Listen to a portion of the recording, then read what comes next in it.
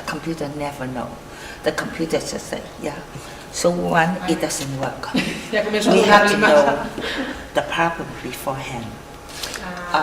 Number two, the FAA, the authority of the airlines, the Sky FAA Flight Association Authority, something like that. They just recently put a notice to their people, and we get report from the newspaper saying the pilots receive thousands of hours to pilot the airplane, commercial airplane, or outcome to the commercial. But they now need new training, because sometimes, exactly, the computer doesn't know, and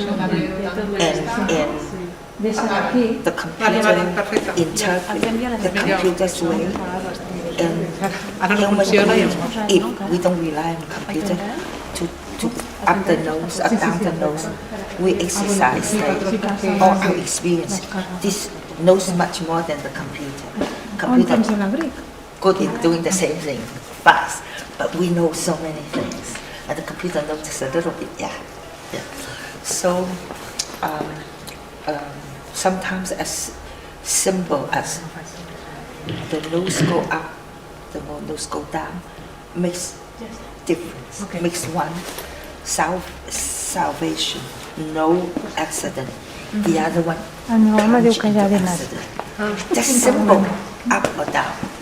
So they say, the FAA say, all the pilots now must receive emergency training to me, I interpret as problem finding, common sense, something like thinking. The computer doesn't think, the computer just go, the machine clock, it yes or no, maybe, or if, then. See, the computer only go very fast in this, but we don't do that. We combine more than if and then. And then one more thing, to substantial what I am saying, problem finding, different than problem solving, just like because recently more airline having accident that with the FAA announcement prompted me to say, Joseph, this is important topic to go to, problem finding. I live in Manhattan, Kansas. It's like we call ourselves Little Apple, yeah? The big Manhattan is Big Apple. You know that, yeah? Kansas City is here, and Kansas City is like the big city of Kansas, especially Kansas City, borderline Missouri, and St. Louis is famous, making Kansas City famous, more famous, and Kansas is famous for the jazz. So you go to Kansas for lots of good music. And here's Manhattan, 3 hours. If you go this way, it's another 3 hours and a half. It's called Wichita. And Wichita has actually one of the Boeing, Boeing, the airplane maker, one of their manufacturing, big area to manufacture big airplane. Just like 2-3 days before we left for this trip, one big cargo airplane landed in Wichita Airport, the smaller airport, versus to the big airport. It could not take off for at least a whole day, or 36 hours or something. And in the inside knowledge is the airplane supposed to land the big airport, but the small airport is like about 36 miles away, about 70 kilometers away, very close for an airplane, yeah? So the computer of the airplane reads everything all right, yeah, like it says, okay, there's the light on, this. So the airplane just lands instead of going a little bit more. The computer doesn't know, oh, this is a smaller airport, go a little bit farther. See the approach? It's just like it qualified the if then, the artificial intelligence, then it lands and it couldn't take off because the runway is too small. It could not run, get the momentum to fly.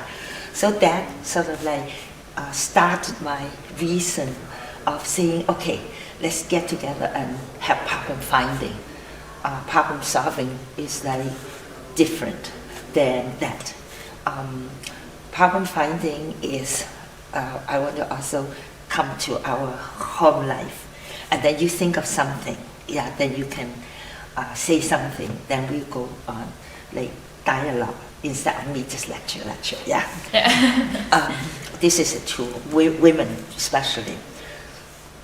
The story would go newlywed, a husband and a wife.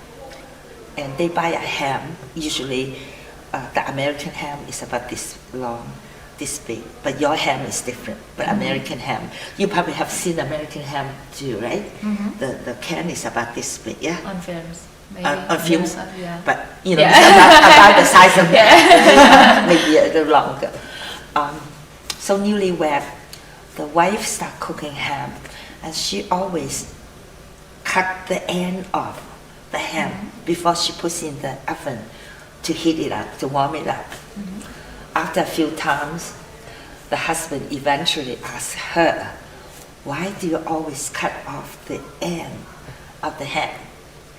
And she said, I don't know, my mother always, like, does it this way.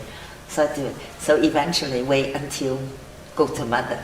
Now in USA, they may marry a little bit further away and they don't see the mother every week, maybe every month or something like that. So eventually see the mother. And the mother said, I don't know, my mother always did it that way.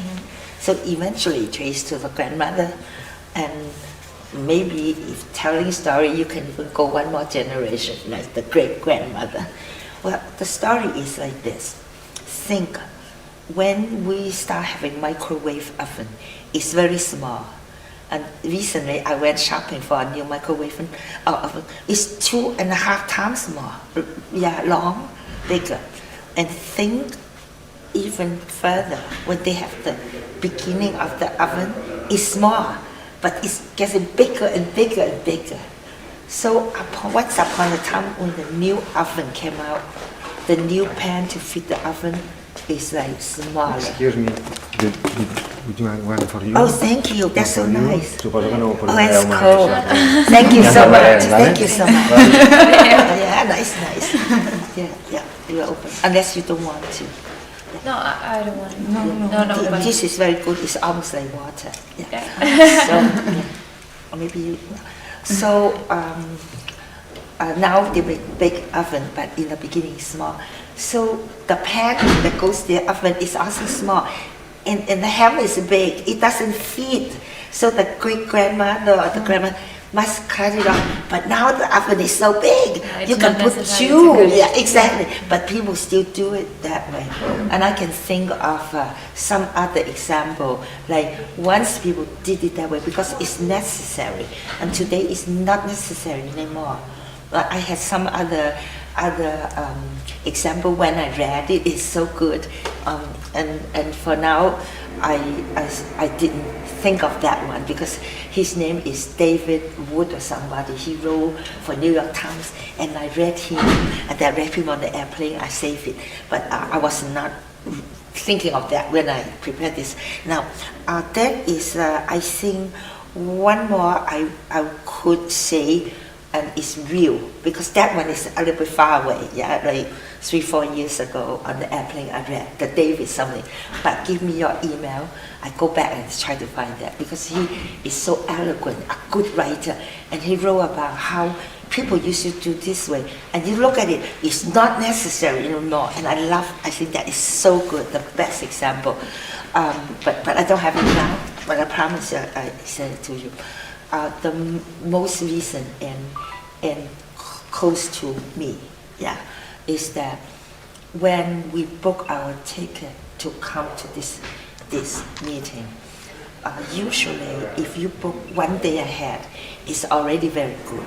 Some people don't even book it 1 day ahead, right? They just book it perfectly, like 2 o'clock arrival at one airplane, maybe depends on where, and the law require maybe 45 minutes, maybe an hour, 45 minutes, maybe 2 hours, never more than 2 hours, and they just book it that way. Yeah.